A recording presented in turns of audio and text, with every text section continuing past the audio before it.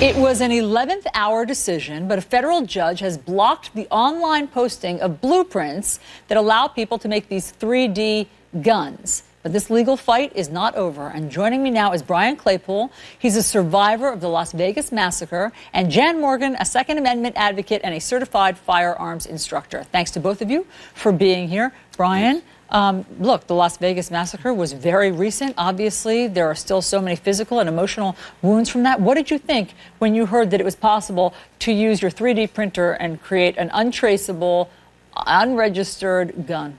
Utter shock. I was in despair. I was grieving again. I was re-victimized and re-traumatized.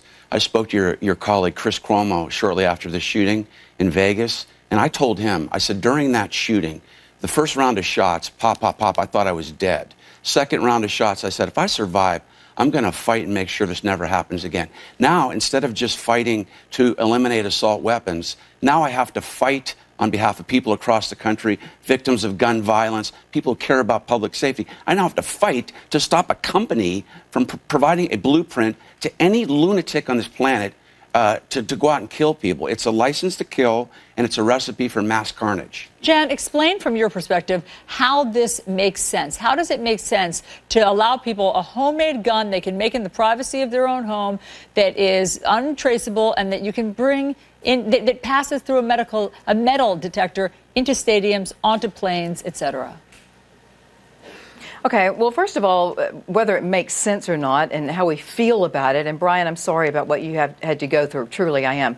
But feelings and whether or not it's fair is not the same thing as a right. Rights are different from government-issued privileges. And this is more than just a Second Amendment. This is a First Amendment right issue. This guy was going to publish the blueprints. And if we're going to start censoring any kind of information out there on the Internet that might do irreparable harm, then we're going to have to take off all the websites that are out there that teach you how to make explosive devices and bombs, websites that are doing irreparable harm, such as pornography, websites that teach people how to poison other people. I mean, there's a wealth of information out there that is very dangerous on the Internet. So this is a First Amendment issue. Yeah. On the issue of the firearms, we already, Allison and Brian, it is already against federal law to manufacture a firearm that is undetectable. But sure, where the confusion lies is whether or not it's traceable. Yeah. There are. But listen, but here's, I just want to stop you for a second because you made a lot of points, Jan. Hold on one second.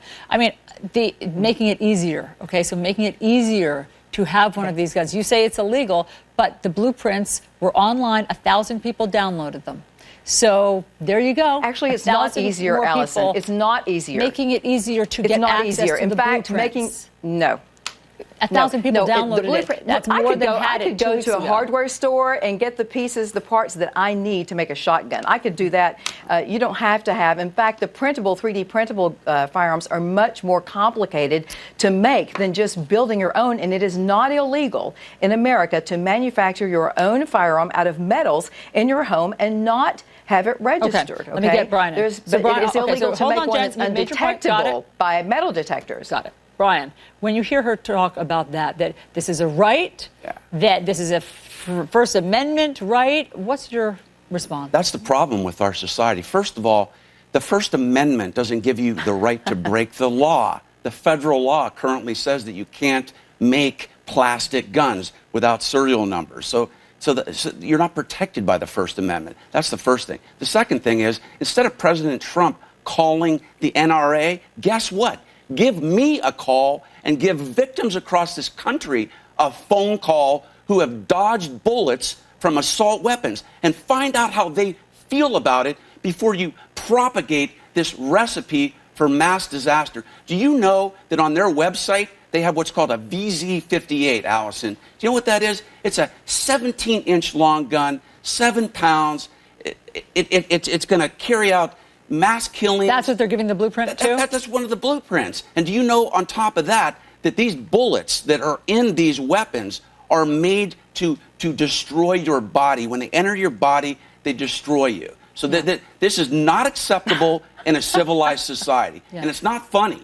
That's not funny. You go. No, you what go, is funny? You What go is sit funny, in a Brian? mass No, shooting. you go can I dodge answer bullets. You? No, you go what is dodge funny bullets. Is your no. What's funny Let me tell is you who's sit behind bullets. your cushy thousands and thousands chair. of United States veterans have gone into the line of fire to defend liberty, to defend the Bill of Rights. It is not about liberty. feelings. It is about a Bill of Rights, safety. Brian. And our feelings do not. Your feelings are not relevant when it comes to rights. But Jen, okay? listen. Okay, so let's. So I hear what you're saying. You're saying that you don't want to deal with feelings for policy. Okay.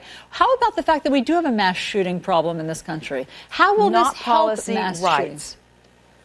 Here's the answer, Allison. If you really want, if Brian and the Democrats really want to address the issue of mass shootings, they need to talk about the one thing that no one wants to talk about, which is the number of mass shootings that involve psychotropic drugs. Stephen Paddock, the very guy. Yeah, who was I know that that's where you guys always shooting go, but I want to stay focused on the homemade guns. Because I know that you want to talk about the drugs. It's not just us guys. It's not just the NRA. It's not Jan, just hold on. Let me pose my question to you because it is connected to mental health. Big Pharma does not want to discuss Jan. Big Pharma doesn't want to discuss it. Jan, how does it help to have somebody mentally ill be able to print their own gun, make their own gun off a 3D printer at home? Stephen Paddock obtained his firearm legally. This wasn't I'm just curious. This is just my question. Gun. Just answer this question. How does it help to be able to have a mentally ill person create their own gun at home? Mentally ill people can create their own guns regardless of the law. Criminals and thugs but how is it terrorists better to make don't it easier? abide by the law. So no laws, Allison, I'm sorry that you can't get this, but no law is going to stop a criminal or a terrorist I guess that we just don't believe that laws are completely ineffective. Killing mass numbers of people. I think that people just don't believe that laws have not been effective. Never stop anything. Look at Chicago. We do think that laws stop Chicago has crime. more gun control laws. We already have over 20,000 gun control laws in America, Allison, and they don't address the problem. But how about this? So you think that laws don't matter? Paris, Gotcha. France. Paris, France. Fair Can enough. I please speak? Paris, France is a gun-free utopia. How many people died in that mass shooting? Because terrorists and bad guys and crazy people will always have access to guns. And maybe they can print them now. The best way to stop mass shootings in their own den. The best way to stop. Hold on, Jen. The best way to stop mass shootings is to legally arm law-abiding citizens. Got it. Your point. Your last point, Brian. My last point is, you are bypassing background checks. You are bypassing mental health background checks. You are bypassing serial numbers on the guns, and this is going to allow any lunatic on the planet to go in his or her own home and make a gun and carry out another mass shooting. And if this happens again, Jan, you know what? You're going to have blood on your hands, and this government's going to have blood on its hands. All right, guys, on that note, I know it's very heated. I know that there's a lot of feelings, understandably, on both sides. Jan, Brian, thank you very much for the debate. We'll see where this goes.